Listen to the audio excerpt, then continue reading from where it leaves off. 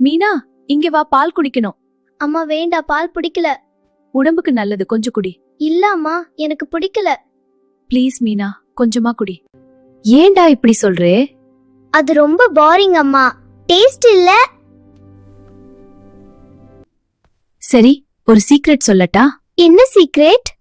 பால் குடிச்சா நல்ல ஹைட் வரும், ஸ்ட்ராங்காக இருப்பே, ஸ்கின் க்ளோ ஆகும். அப்படியா?